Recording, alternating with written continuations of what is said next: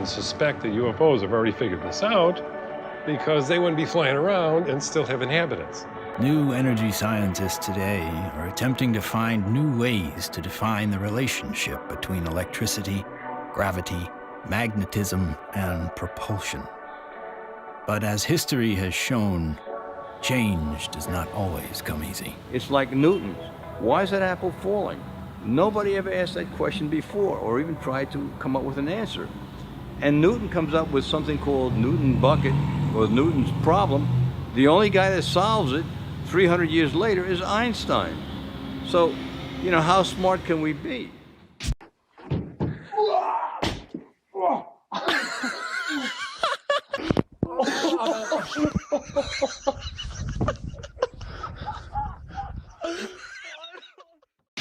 If you look at everything normal within the conventional wisdom, you're not going to learn anything new. My name is Morgan Boardman. I am the Chief Financial Officer of Morningstar Applied Physics. My business partners are Paul Murad and Dr. John Brandenburg. What we're doing, like I said earlier, is we're using a magnetic field that's rotating about the axis with the hope of generating a magnetic vortex. In essence, we are trying to start a civilian advanced research projects agency.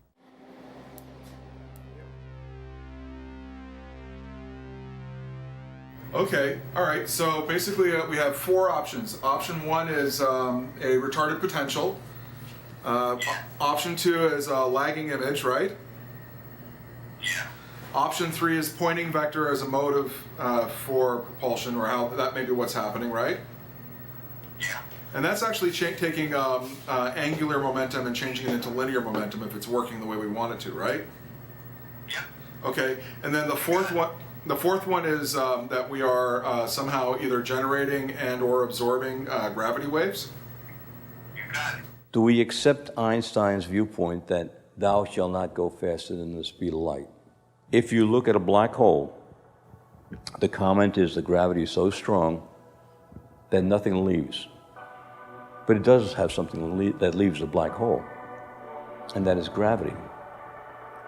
So does that imply that gravity moves faster than the speed of light? Could be. Gravity is another one of those seemingly self-evident forces that has raised a number of questions. How does it really work? How can we use it to our advantage? In the mid-1920s, T. Townsend Brown discovered that electric charge and gravitational mass are coupled, and that by building devices that harness these interactive forces, we could create advanced propulsion. At about the same time, Nikola Tesla and Thomas Edison won the Nobel Prize in Physics, but both refused it. Tesla was at the end of a long career of inventing.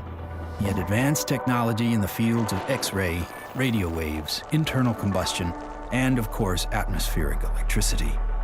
When everything was said and done, he had earned 112 US patents. He proved that electricity can travel wirelessly in the air, and ultimately died penniless. However, his work did influence many others, most notably Lester Hendershot and Dr. T. Henry Moray. Hendershot invented a magnetronic generator to energize an impossible flight, if fueled by gas, that took Charles Lindbergh and the Spirit of St. Louis from New York to Paris. Dr. T. Henry Moray developed the Moray valve, a device for extracting radiant energy from the zero-point field, and demonstrated this device hundreds of times and had dozens of signed affidavits supporting his science. Yet in the end, even these two notable scientists were ignored and bullied.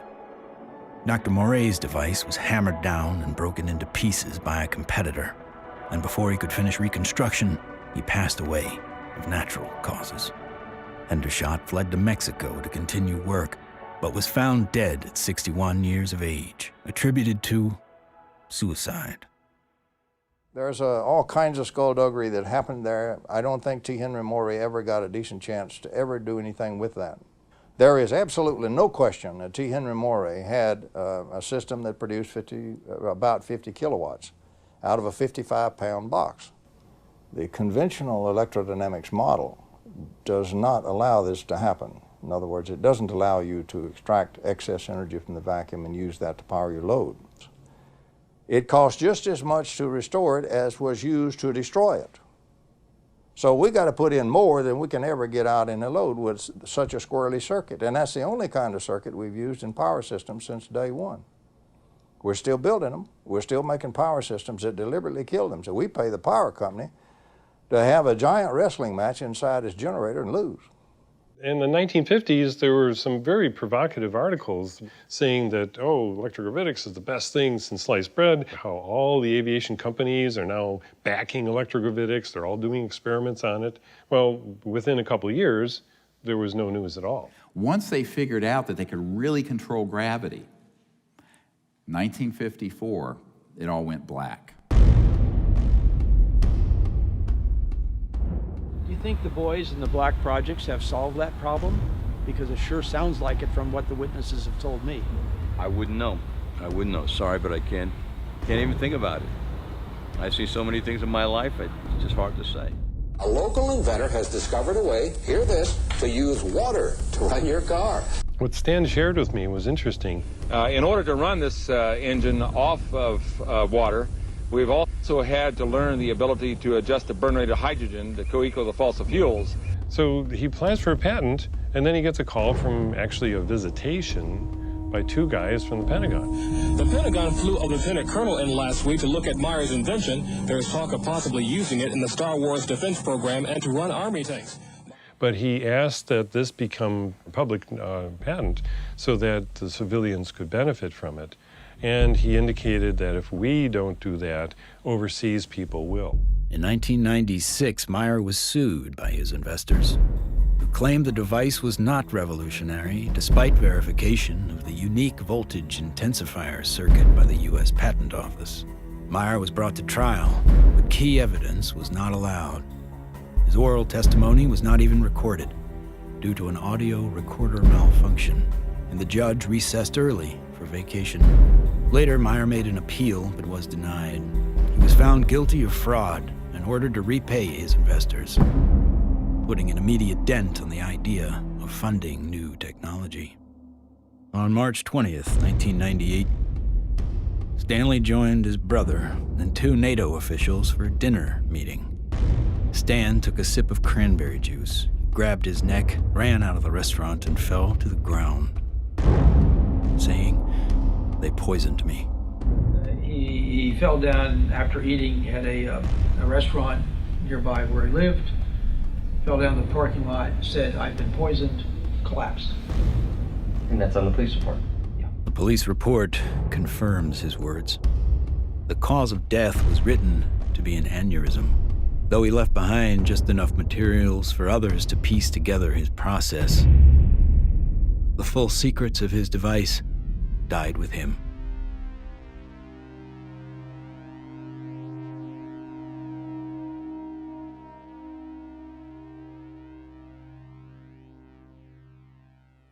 So from this, I began to do more work with the administration, various people, friends of the president, the Rockefeller family. Lawrence was the white hat in that crowd who wanted us to bring this information out, actually hosted us at the Rockefeller Ranch in the Tetons. And one night he pulled me out on the deck and he said, "Well, you know, we really need you to do this." I said, "Lawrence, you're old, you're rich, and you're Rockefeller. What do you want me to do? I'm just a country doctor banging around in an ER in North Carolina." He says, "No, we want you to do this." I went, "Okay." So I'm the throwaway guy. I'm the guy you can throw away because my life doesn't matter.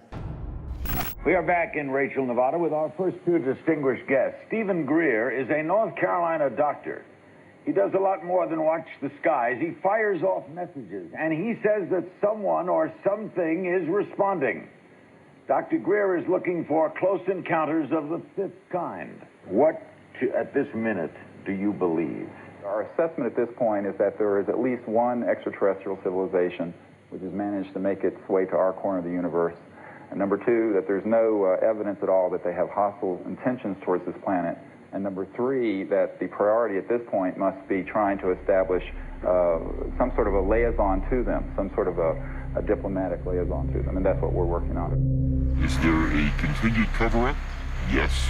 Do those at the highest levels of government agencies know that there's a cover-up? Not necessarily. Officer X, a high-ranking military veteran, joined forces with Dr. Greer in order to use his military and government influence to gain access to high-level officials. I was able to arrange for a CSETI briefing to the then Vice Director for Intelligence for the Joint Staff, Admiral Tom Wilson, the same person who had been at Atlantic Command with me. At that meeting was Steve, Apollo 14 astronaut Ed Mitchell, Brigadier General retired Steve Lovkin, Siri Aramaic, Steve's right arm. Well, Dr. Greer did indeed mount an initiative and did go to Washington, did speak with high-level government people. I attended and helped him with that. We briefed certain members of Congress, some of their staff, some of the people from the White House. We talked with people in the Pentagon. It led me to the belief that people in high-level government have very, very little, if any, information, valid information. One of the most important of all the meetings was with CIA Director R. James Woolsey. Here I fly up to Washington. The cover story was a dinner party. One of the things that I found was that this CIA director wasn't lying when he communicated to us that he had not had access to these projects. He was shaken to his core.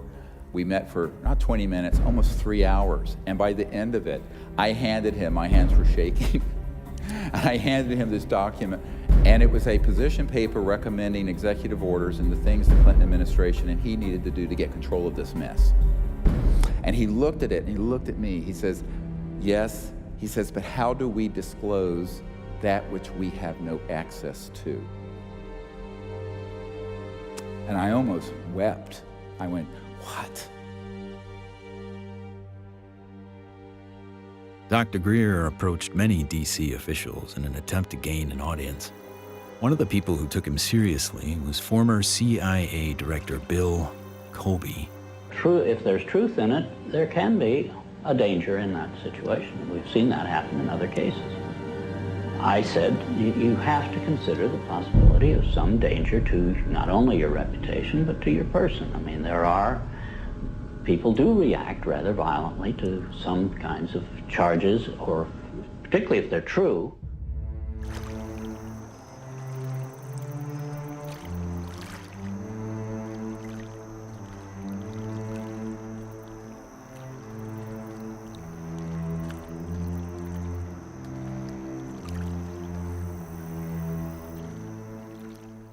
Now, you know, I'm a 30-some-year-old doctor with 4 kids, a golden retriever, and a house in North Carolina. So I'm going, this is down the rabbit hole fast. But that is the situation, my friends, when you're dealing with secrecy that is criminal and illegal. In 1997, in an effort to push his message deeper into Congress and the White House, Greer headed to Phoenix to prepare a video with his best evidence to show in Washington, D.C. While he was in the editing room, the biggest UFO witnessed event in history was about to happen. On March 13th, 1997, when the Hale-Bopp comet was very clear in the northwest sky, thousands of people were outside trying to get a glimpse of it when they also caught a glimpse. These orbs, giant orbs, equidistant in a V formation of 1 mile to 2 mile wide in some very credible reports. And that's the particular area where these phenomena keep popping up from my vantage point. The Native Americans living in the basin between South Mountain and the Estrellas have told me that not only were they looking up at the Phoenix Lights during the mass sighting, but they've been looking up at them for centuries. I live in a community called Loop, northeast of Flagstaff, on the Navajo Indian Reservation. We'll have to go back in time one day before. We saw 6 to 7 lights that were circling along the horizon. The entire street came out. It was almost like a block party.